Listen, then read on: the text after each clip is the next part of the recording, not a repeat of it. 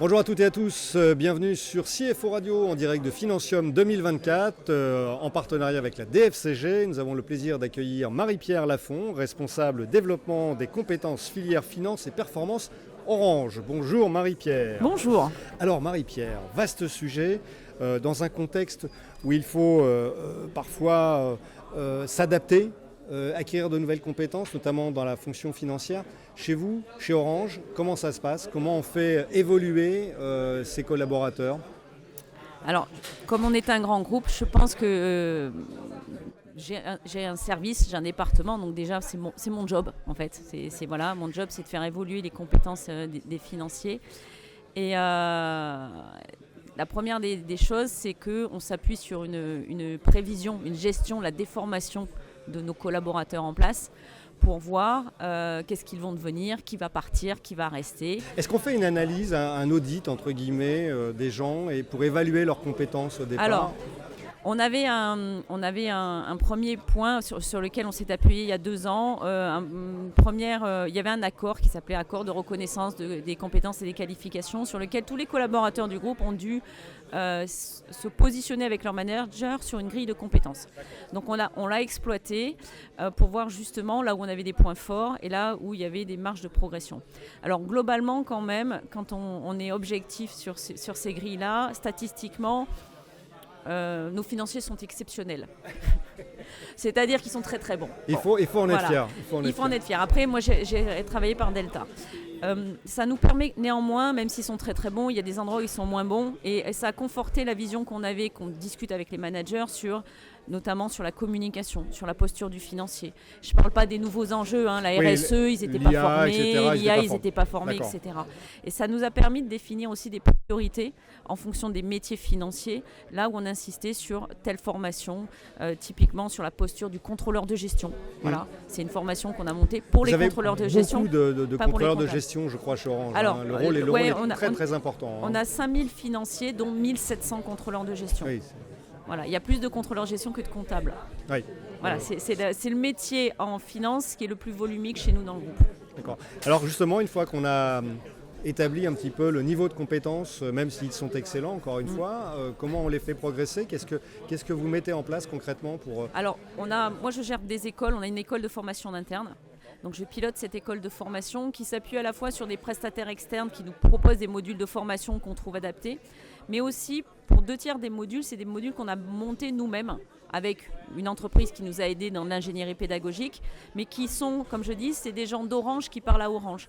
Et qui aujourd'hui, ces ateliers sont animés par des seniors financiers qui, au-delà d'aborder une thématique sur le budget, sur le pilotage des KPI, sur la clôture, apportent aussi leur propre témoignage et leur propre expérience. Et c'est ces petits groupes, en général les formations sont de 8 à 10 personnes, qui génèrent des échanges au-delà de la thématique et parfois un peu de théorie, mais on essaye d'être pratico-pratique Orange, font sur des cas qu'on met en avant, des exercices d'Orange, ils échangent, ça fait grandir et parfois, moi j'en anime un toujours d'atelier, je leur dis mais j'apprends...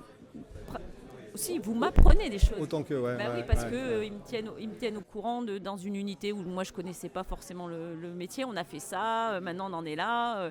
Et du coup, ils partagent entre eux, mais en même temps, nous, animateurs, on apprend.